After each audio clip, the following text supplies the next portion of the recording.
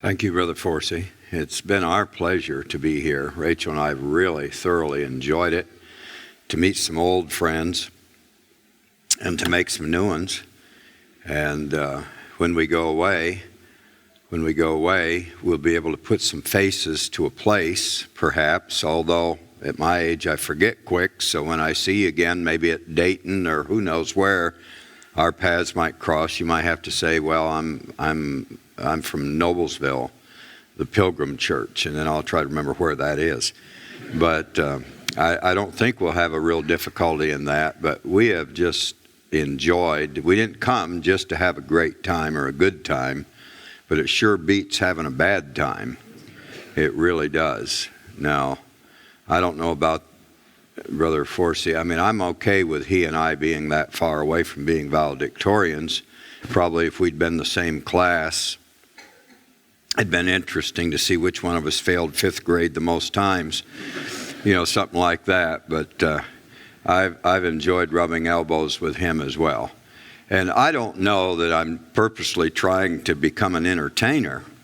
It reminded me that we have a little church down in Kissimmee, Florida, and in that church, we met some people that actually work in their country music entertainers, the Calhoun twins, and Jack was attending there. He's not right now, but he was attending there, and I got to preach to Jack. Interesting thing is, Mom has seen him and his twin brother on television, so none of us would have seen him, but Mom saw him, and it was interesting because Jack somehow took a liking to me. I don't know what it is, but he liked me. I think it's because I'd tell stories about Mom's dog, Willie, and I'd talk about the chickens and the farm because that's what I know pretty well. And he kind of liked that. And so he told me, he said, you know what? He said, I want Willie Nelson to come and hear you.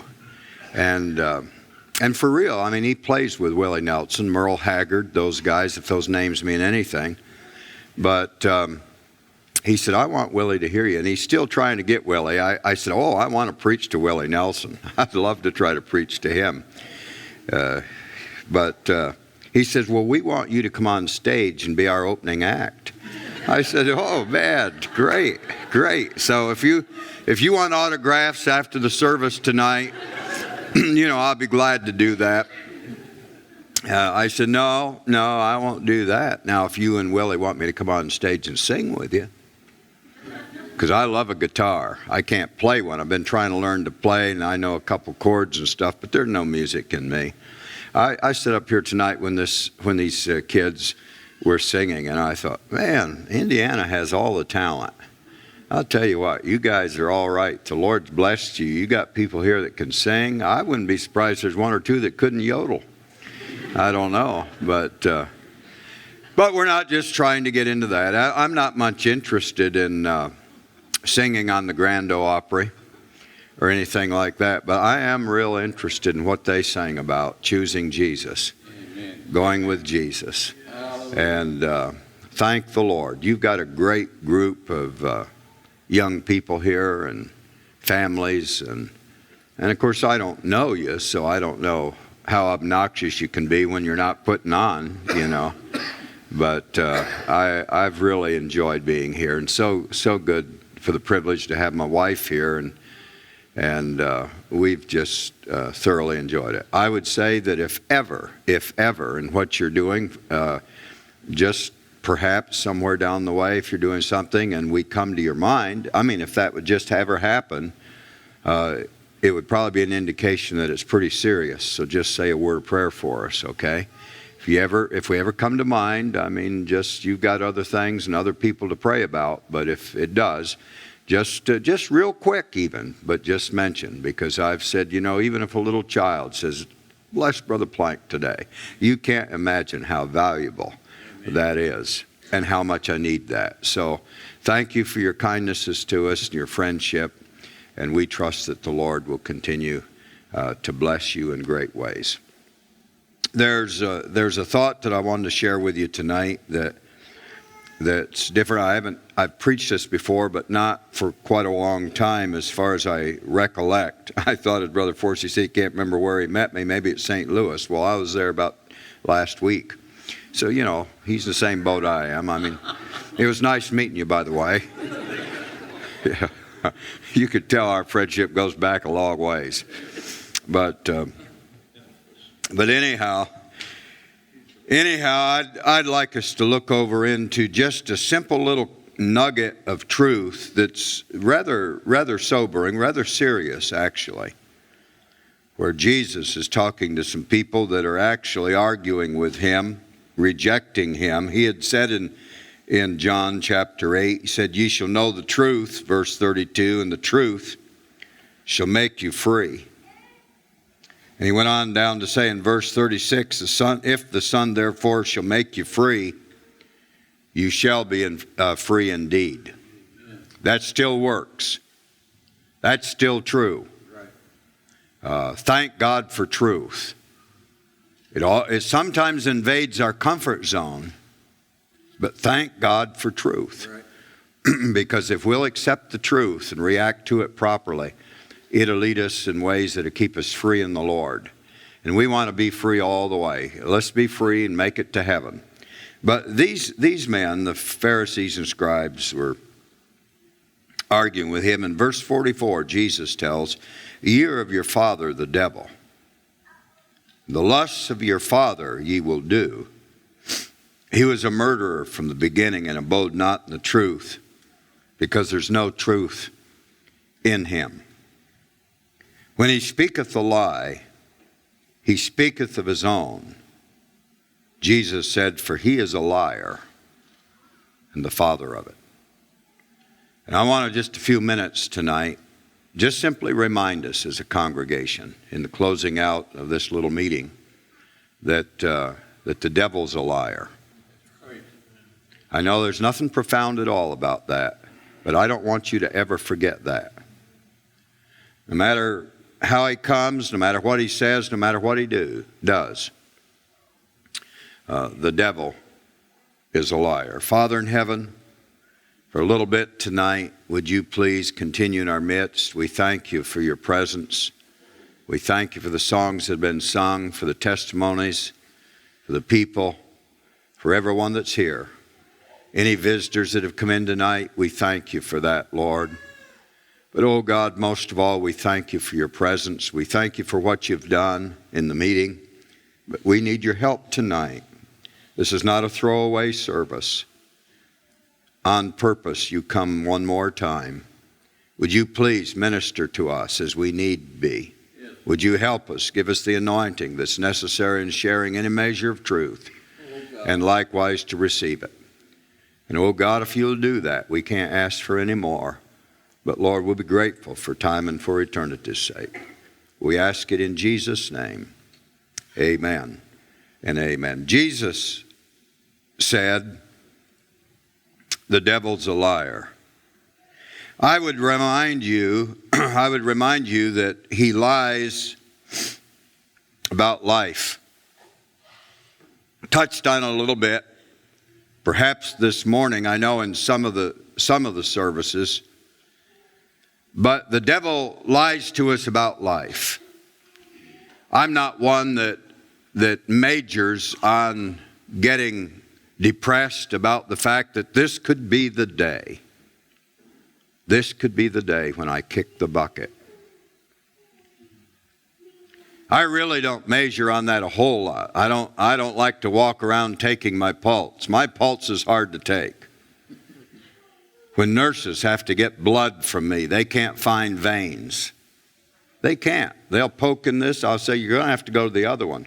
And half the time I have to go give blood for whatever reason, before they can get the full gallon, they have to go to both of them. You know?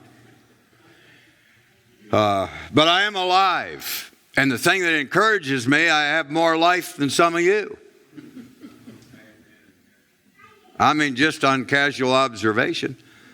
I tell some of our older people down our camp meeting in Florida at Sun City, it was for a number of years, mostly older people that come in there. Lord's been helping us, been getting some kids, been getting some young people. Of course, school's on in Florida in January, but they've been coming. But it'd be a lot of old people, and they'd be standing around, and I'd see the vultures, and I'd tell these little old ladies, move something.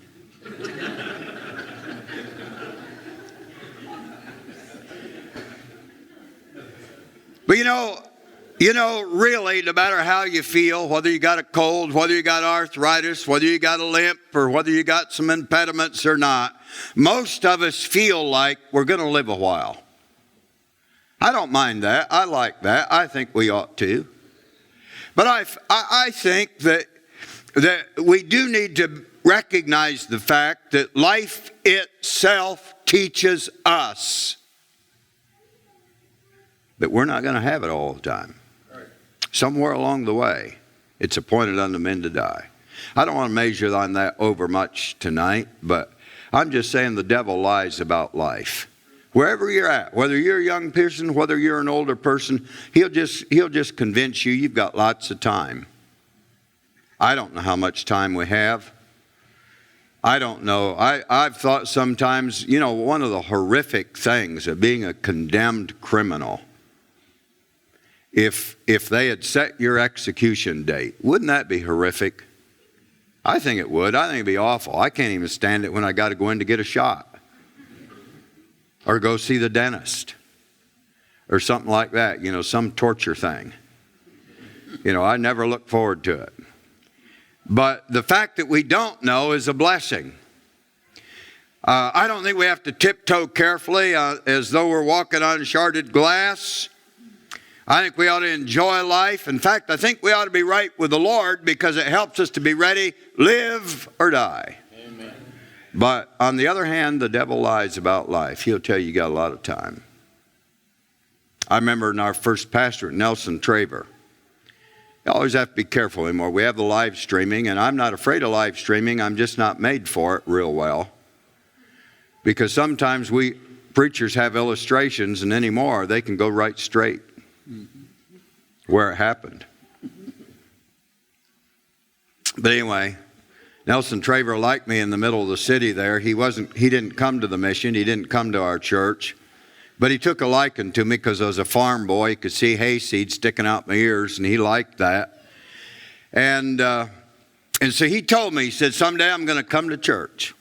I said, Nelson, I want you to come to church. I liked him too. He was a neat guy, but he was kind of rough on the edges. He had some habits. And he told me, he got serious one day when he called me his little country pastor. And when his little country pastor come into the city to see him, he got serious one day and he said, I know what my problem is. I hadn't preached to him. I didn't have the privilege to preach to him. Hadn't really talked to him as far as boring in on him. I just talked to him about trivial things, made a friendship and all. Nelson liked me, I liked him, but he said, preacher, I know what my problem is. My problem's tobacco. He said, it really is. He said, I can't kick the cigarette habit. And I know if I get right with God, this is what he was telling me. He said, I know if I get right with God, I'm going to have to give that up. And he said, I just can't give it up. And I said, Nelson, the Lord can help you with those things. But I didn't overpress him much. But I said, I still want you to come to church. You can come to church anyhow. He said, I'll think about it. We were in revival at the mission. In fact, had Raymond Shreve. If you've ever heard Brother Shreve, Raymond Shreve, way back there, was at our church, and Brother Shreve and I went to see him, and Nelson was very careful. He'd tell me maybe someday I will, but he'd be very careful not to promise to come, that he would break his promise. So he never really told me he would come. He just said, I'll think about it. But as we went in there, I said, Nelson, we're in revival. I'd like you to come. And you know what? For the first time ever, Nelson Traver said, I'll be there Sunday night. I'll come to church Sunday night. Nelson worked in a factory. He could walk to the factory. Saturday afternoon, he came home for lunch from the factory. And on his lunch break, lit up a cigarette and fell over with a heart attack and died. The devil lies to us about life. He didn't have a clue. He didn't have an idea that no matter what he said, he wasn't going to be able to keep the promise. He'd waited too long. He couldn't do it. And so I don't want to scare us, but I want to remind us this last night of the meeting that the devil lies to us about life. When we were in St. Louis, where supposedly I met your pastor, maybe. And I was down there a week or so ago. It was the anniversary, tragic anniversary, for I was scheduled the year before, prior, and had to call Rick Jones and say, Brother Jones, please, if there's any way you can let me off. Last night, a tragedy in our conference, in our area, when Sister Cooley had gone into Walmart with her little passel of kids. Brother Cooley was, Brother Tim Jr. was away in a meeting, and she had taken the kids into Walmart, and coming out, she was strapping one in the car seat, and little Anthony right there tugging at her skirt. And that quickly she realized he was not there. Looked around, and little Anthony in Walmart parking lot ran out in front of a car, and it ran over him and killed him. One of the most horrible question marks that any parent or anybody can have because we don't understand God's ways. I always tell people, and it's easy to say it, it's hard to live it, but you've got to be able to put some things in a mystery bag. You've got to be able to chuck them in there. S.D. Heron told we Bible school boys, gather us together when we're getting ready to graduate. He said, now, we've done our best. We're going to pray for you. We're expecting good things out of you. But he said, when you preach and when you become pastors or workers out there, he said, you're going to have to carry a mystery bag and you're going to have to put things in it. Learn to do that because sometimes there are no good answers, and you've got to learn to leave it with God. And it will help you if you do that. It's helped me many times. I've put so many things in them. I've tied them off and chucked them off in the corner and got another one, and I'm working on that. And I've had to do it. And it's not because God is unclear in his workings, but it's because sin is so horrific. And the day we're in, there's no answers for some things.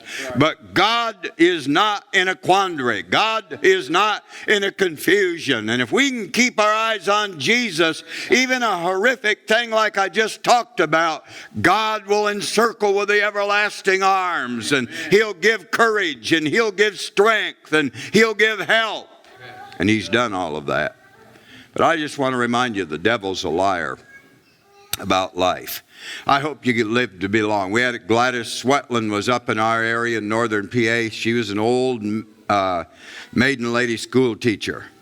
And she lived to be 112 years old. And right up until the last couple of years, drove car and had a keen mind. And 112, wouldn't that be something? I hope I live to be that long. Wouldn't it be fun getting under people's skin for that long? Wouldn't that be neat? It's me again. You know, here I am, 113 and shooting, you know. Wouldn't that be great? I don't know. Anyway, the devil lies about life. The devil lies about sin. I wish sin, I think I mentioned it already here, I wish sin was repulsive. I wish the very first glimpse we ever got, the very first enticement we ever had of sin was so repulsive that we'd run, that it would scare us silly. I wish that, but it's not. Sin, many times, is neon signs. Beautiful billboards on a mountain. I can remember seeing going over the hill into Williamsport, Pennsylvania. Beautiful, beautiful painting on a billboard of a country stream flowing down. And it was in country, you know. So beautiful country stream flowing down. And in the picture of the billboard, I can still remember the amber bottle laying there in the side of the water with the beads of perspiration or condensation on it. And on a hot summer day, a bottle of Genesee beer could be made to look pretty attractive. And many a young man or young lady has put the amber bottle to her lips to fit in, to enjoy. But our first pastorate was where guys that had fought on the battlefield come back home and under the pressures had hit that bottle. And I'd see them walking down the sidewalk, drunk, wet themselves, occasionally vomited. I saw them laying in the gutter. You could smell them half a block away. I mean, these guys were guys that one time had respectability and decency, and they were somebody's hope. They were somebody's love. They had paid some pretty rough dues in life. But sin, as the songwriter said, will take you further than you want to go.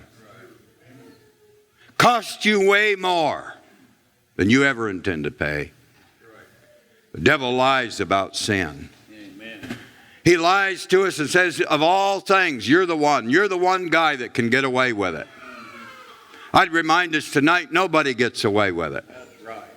I'd remind us tonight, you can sweep it under the rug, or you can do it over distance, or where nobody knows you, or you can do it under the cover of darkness.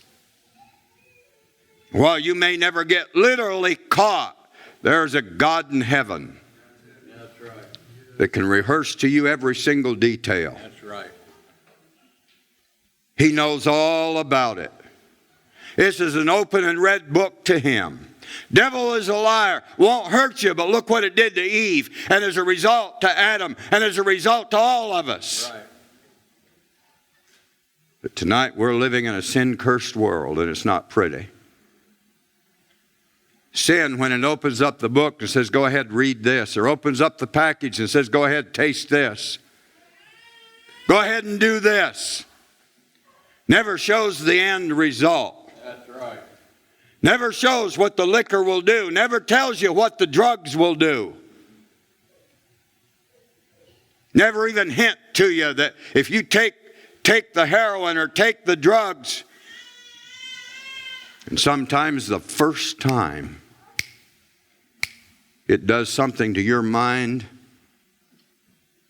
that I'm just telling you tonight, I've pastored some people that will never again be right. Some of them now trying to serve God, but they'll never again be to the full potential of what they were because the result of sin. Devil lies about life. He lies about sin. He lies about being saved. I'm just talking to you tonight, but I'm telling you the devil lies about being saved. He'll tell some people in a place just like this, others can do it, but you can't. It's all right that Brother Forsey and Brother Plank can have victory, but you can't. They can make it, but you can't. God can forgive them, but he can't forgive you. But I want to tell you again tonight, you can believe it or not believe it, but I'm still telling you with the authority of God's word that if we'll confess our sins, he is faithful and just to forgive, and he can cleanse from all unrighteousness. And I don't care how far you've gone, God's arm reaches that distance. Amen. His eye sees, but his arm reaches, and his heart cares. Amen. No matter what the devil says to you, God on purpose comes to meetings like this. And I'm glad he shows some attention sometimes to some of us, but we're not his favorites. He's interested in you. Everybody on this side, everybody on this side. Amen.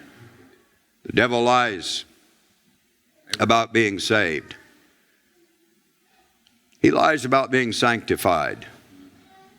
I thank God that he's helped some to draw up a little closer maybe in this meeting, and some are seeking and some aren't all the way through, but they're still walking in light, and I thank God for that. I believe with all my heart God saves a man so that he can sanctify him. I believe that God put an old rugged cross on Calvary's mountain so that we could someday go to an upper room.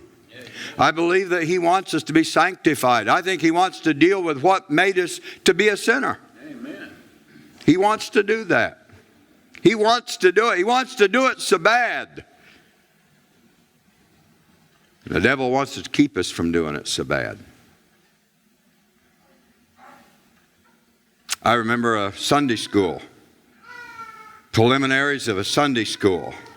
And for some reason, I believe, at least my recollection was, I was conducting. I don't know why, but in that particular time I was, and a lady sitting right back here got up, interrupted, and said, "I'm sorry, but may I say something, Brother Plank?" And certainly, you know, we take pretty good liberty in our services if the Lord is helping us and so on. And I've always said you're never an interruption if you're minding God. Never an interruption if you're saying yes to God. But she stepped out and she said, and began to break up, and tears began to run her down her cheeks. And she said, "I'm sorry, but God's been dealing with me." And she said, "I want to be sanctified."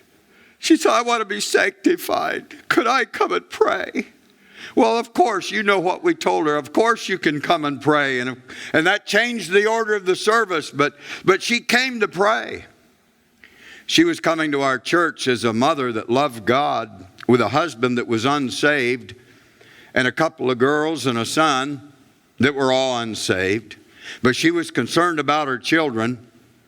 And she came to the altar. God sanctified her wonderfully that morning. Wasn't even a revival meeting, wasn't even a special meeting, but it was the Spirit tugging at a heart. The devil says you can't do it. God says come and let's see. And she did, and she saw. God came and sanctified her.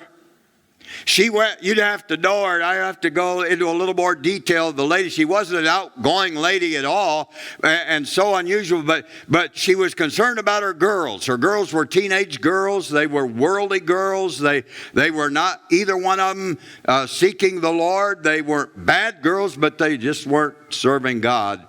And she went to her boss. She worked in a little tire factory, of all things. She didn't know anything about tires. But she worked at this tire factory to help make ends meet. The family had moved in our area, and she went to her boss after the Lord sanctified her and said, "I've got to have a raise." Now, I'm not saying getting sanctified will enable you to do that, or we'll have blind alders. But I'm not saying that at all. But I'm just saying in this case, you know, I don't understand the workings of the Lord and individuals and what He does. But He worked with her, and you just have to know the situation.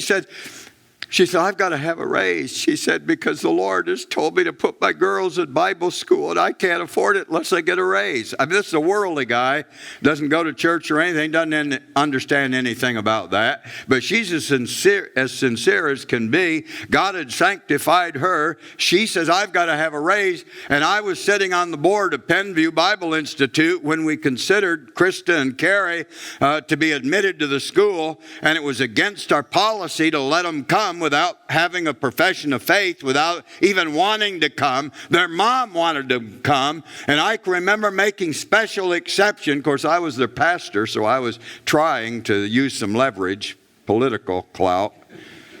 And I remember they allowed them to come. Make a long story short, Krista and Carrie both got saved.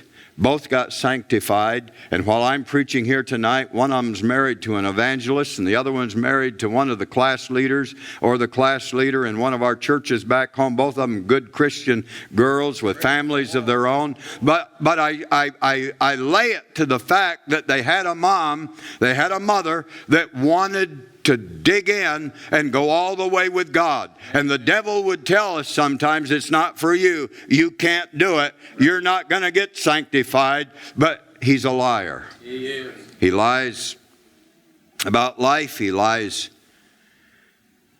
about sin. He lies about being saved. He lies about being sanctified.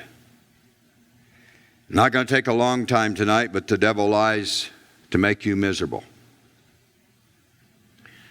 Over the years, when I've tried to preach and work with people, I've come to realize that if he can't get us to go back and sin, he'll just tell you things like when you've got a prayer list and you've got a son or daughter you're praying for, and the more you pray for them, it seems like the further they get.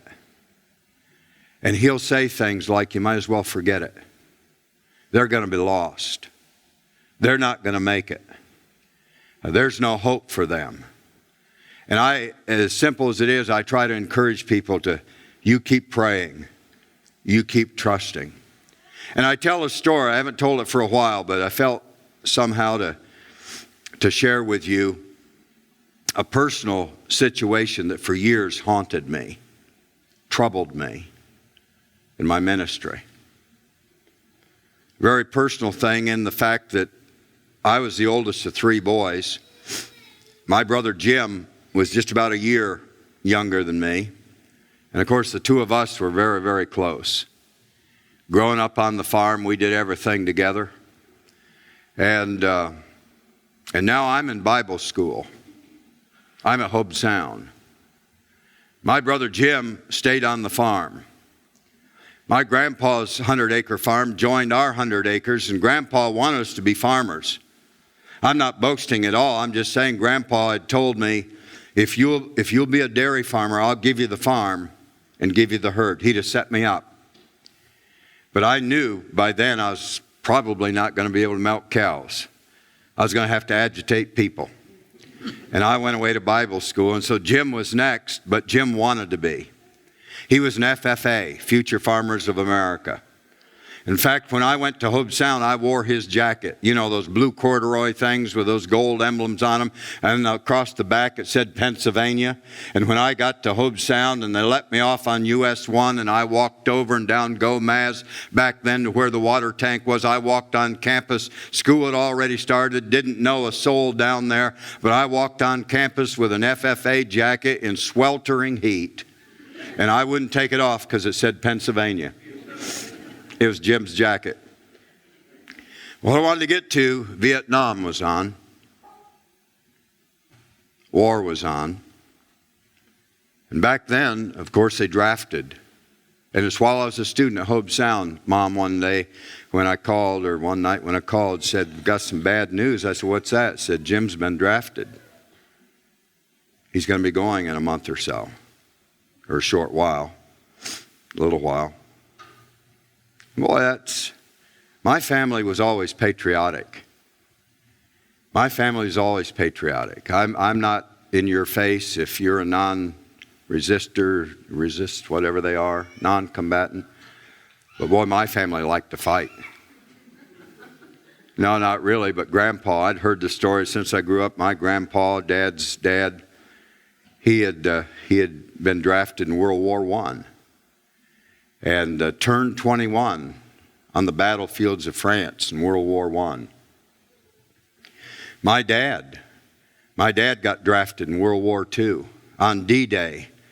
Dad was a U.S. Army Ranger and climbed the cliffs at Pointe du Hoc between Omaha and Utah beaches.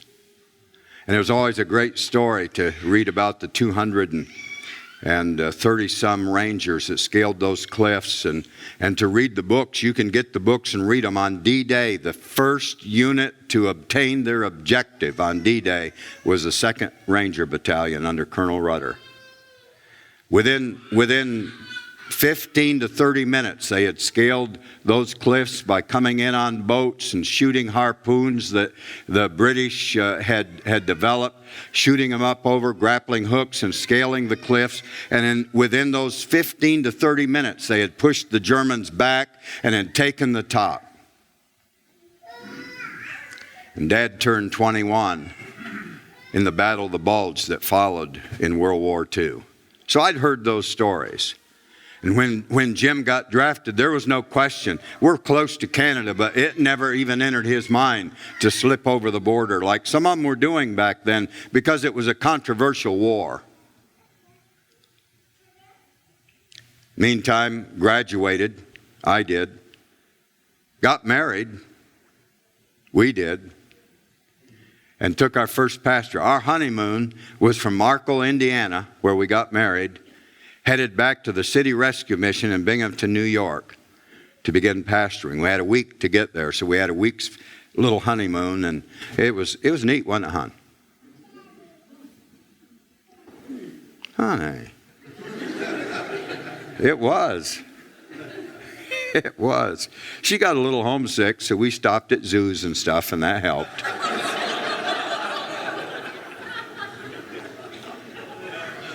But we were at the City Rescue Mission. We were at the City Rescue Mission when Jim had to fly out to go to Nam.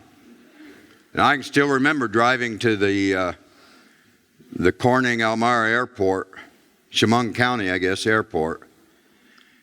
And, of course, my folks were there. In fact, Rachel's folks, at least her mom was there, was out for some reason. And, boy, Jim looked good in his uniform. He was tall. They fed him better than me. And he was tall. He was about 6'1" or 2. And with a uniform on, looked pretty good. Made a good-looking soldier. Jim had gotten saved. I was the first one in the family to get saved in a little revival meeting, and Jim had got saved. And while I was in Bible school, he was doing pretty good, but now he's going to Nam. And I remember when he walked out on the tarmac to get on the little plane that would take him. I jumped over the fence and walked out. This tell you our family is different than Hoosiers, I'm sure, but our family were never huggers and kissers. Nothing wrong with that. We just didn't do it much. Now that I've got little granddaughters, I like the hugger-kisser bunch. But we never were much. And so I can still remember walking up to Jim. You know, I have to kind of look up to my baby brother, but walking up to him and say, Jim, don't forget to kiss Mom. For some reason, I thought you ought to do that if you're going to go off to Vietnam. Kiss Mom. He said, I will. And I still have a picture of him doing that and leaning down. Mom's a tall lady, but leaning down to kiss her. And then he walks out toward the plane. I jumped the fence to walk out with him. He had a little testament he was going to carry. Grandpa had carried it in World War I. Dad had carried the same one in World War II. And Jim was going to carry that. And out there he stopped at the steps of the plane as he'd get on. And I talked to him a little bit and I said, Jim, remember, he'd just been saved not long. I said, might be rough, but you're going to have to pray and read your Bible and keep true to the Lord. And he looked me right in the eye and he said, I promise you, Harry, I will. I will. And then he looked me in the eye and he said, so long. I had no idea.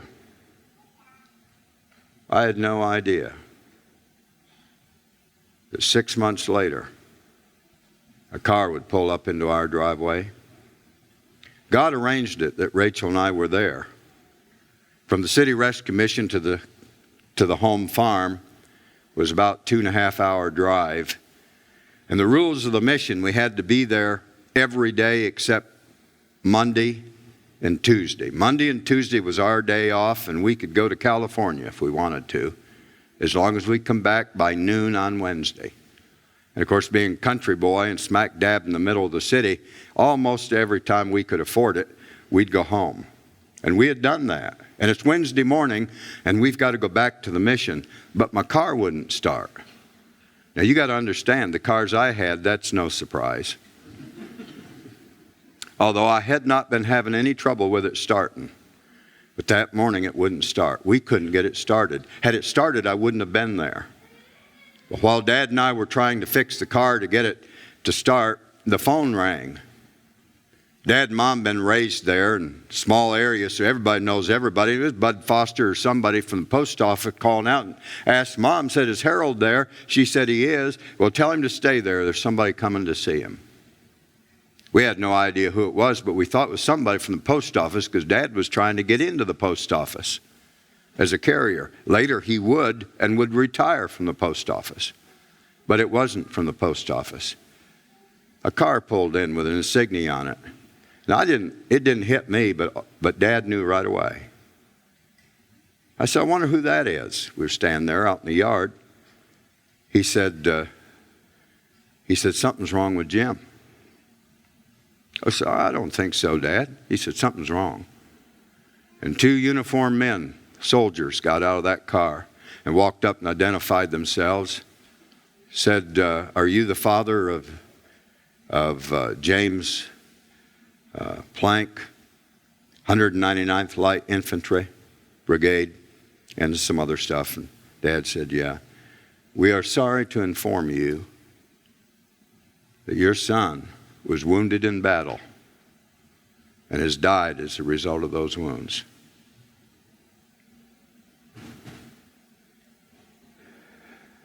And standing there in the corner of the yard, a big part of our world fell in.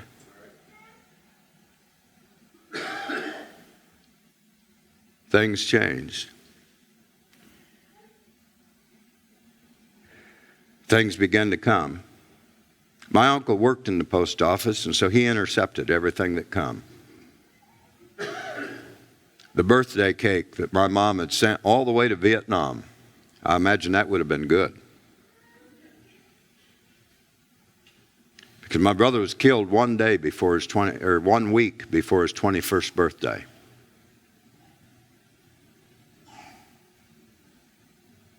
Things started coming back. And where I wanted to get to talking about tonight that the devil is a liar. You know, he whispered to me, your brother didn't make it. He didn't keep true. He's in hell. You'll never see him again. And in Jim's stuff that come back was a picture that reinforced that argument. For there in his stuff that come back was a picture of a squad of men in camo and the edge of the jungle, obviously soldiers. And every one of them is holding up a can of beer. And on the ground, dead center, is a can of beer setting. My brother was not in that picture, but the devil told me, you know, the obvious, your brother took the picture of his squad, and the can of beer on the ground is his. Now, the reason I tell you this story tonight is because the devil is a liar, but on the other hand, as a preacher, I'd preach to my congregation about heaven and hell. And I'd tell them what I believe with all my heart, that if ever hereafter, after the heart quits beating and we step over the line of worlds, if ever there's going to be a happy reunion, we've got to meet again in heaven. Amen. I just somehow don't believe that ever. People say, well, my friends are in hell, I'm going to go. But I don't think there'll be any friendships in hell. Right. I don't think there'll be any happy reunions in hell. No, sir. And so when I'd preach, for years, of course, I couldn't talk about my brother. When I would, the devil would say, your brother's in hell. That can of beer was his. Devil told me, you know, war is hell. You go over there professing, but to forget some things. It's easy to take up the bottle or take up the drugs or whatever. And a lot of them did. And your brother's in hell. And every time I'd preach on heaven or hell, I'd see a picture with a can of beer and a group of men. Years later, of course, it was difficult. My brother's body came home. We had the funeral. We had an open casket in the living room of our house, sitting there on the day that would have been Jim's birthday. Funeral director in our town, of course, his boy graduated with my brother. We knew him. We come from a close family. The Red Cross brought my cousin Allie. Alan was his name, but we called him Allie. He was Jim's age. We're double cousins. A brother and sister married a brother and sister. My dad and mom, mom's brother, married dad's sister. And they had a double wedding. And I didn't tell the story here, but the first children they had was myself and David, which is disgusting because I was supposed to be named David. They were both expecting, and in the house that we live in now, where Mom still lives, she's going to be 90 next month. But in that house, Mom was going to have me and my Aunt Margie come over to help her. And Mom had to get up and give her the bed. And David was born an hour and 20 minutes ahead of me, and I was to be David Plank, which is a real neat name. And he was no more born, and they called him David. And all my dad and mom could think of was Harry.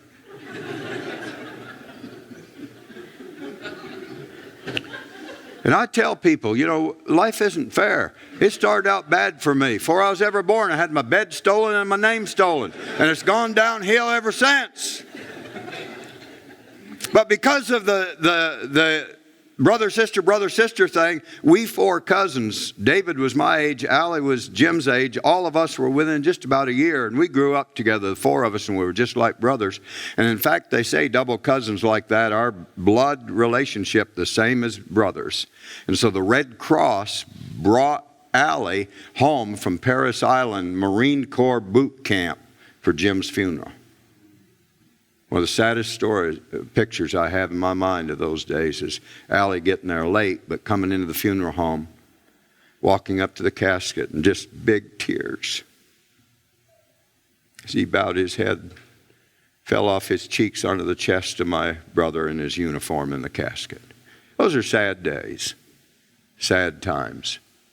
And now the devil's haunting me, and it went that way for years. Years later, I'm talking maybe 15. Phone rings in the parsonage. A guy with a southern accent simply says, "Call me if you want."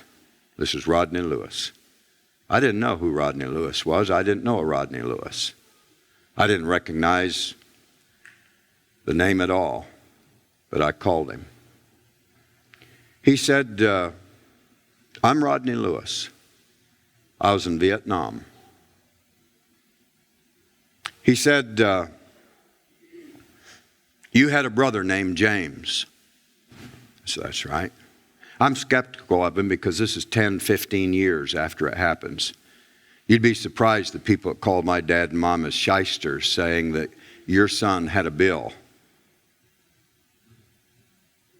wanted him to pay it. And my dad simply said, "All you got to do is give us Jim's signature," because nobody wrote like him except me. You can hardly read it. And the only thing that they found in anything that come back or anybody that called them where he owed for something he ordered was they did get a call that could produce a signature, and it was Jim's, where he had ordered a family Bible to give to his mom and dad and had never paid for it. And Dad told the company, said, "You've produced the signature. We know that's Jim. We'll pay for it." And told him the story that he died in battle over there. And the Bible company said, "If your son died in battle, you owe us nothing for that Bible. You may keep it from your boy." But now, all this time later, this guy's calling me. He's saying, "You were his older brother." I said, "Yeah. I'm just listening." He said, "James was my radio man. I was his sergeant." He said, "You were going to have a baby." Well, we were. We were expecting. We were expecting our first. And I'd written Jim and told him that because I knew he'd be excited about it. He said, You were expecting a baby." He said, "I was in the jungle with James when he got your letter." And he said, he wouldn't let the courier go until he wrote you one. And I sat on a log next to him when he wrote you a letter. He said he was so glad. That was the first time he ever told me, "Rodney, I'm ready to go back home now. I'm anxious to get there before this baby's born." That letter that he set by Rodney Lewis on the log and wrote was in my mailbox when I went back to Binghamton to get my clothes for the funeral. So I knew that this guy's on the level. I knew he's not a shyster. I knew he knew my brother.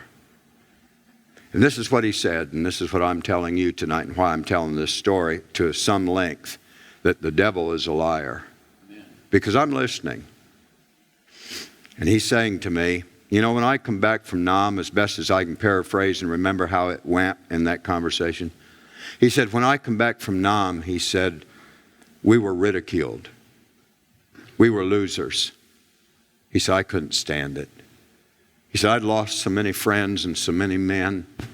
I couldn't stand it. He said, I left my wife. He was from Georgia. So I left my wife. I hit the bottle.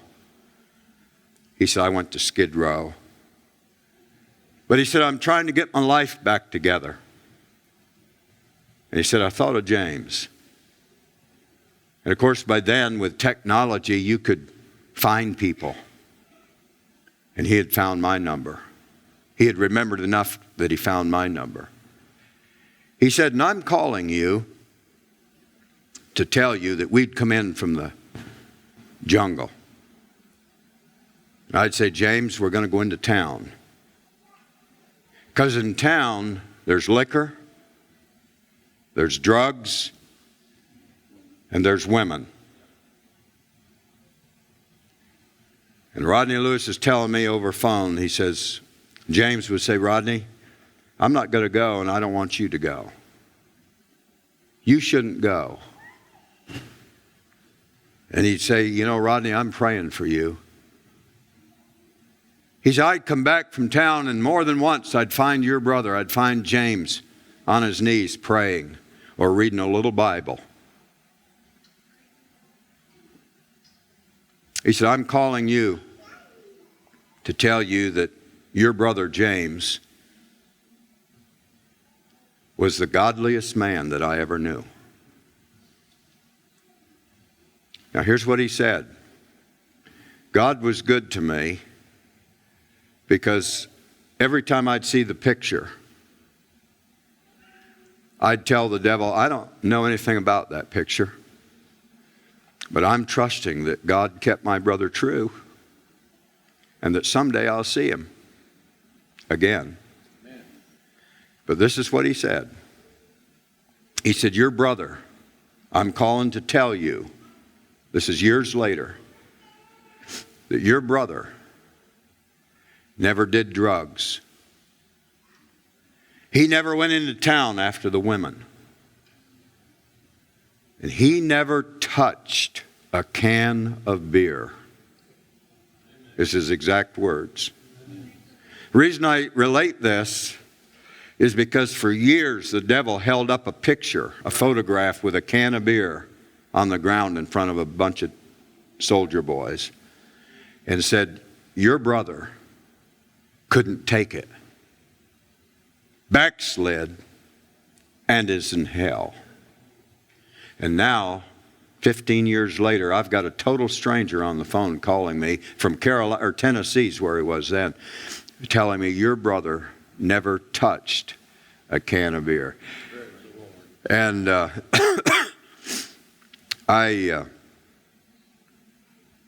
course, I would have the privilege of taking my dad and mom to Tennessee and staying in the home with Rodney Lewis and hearing more.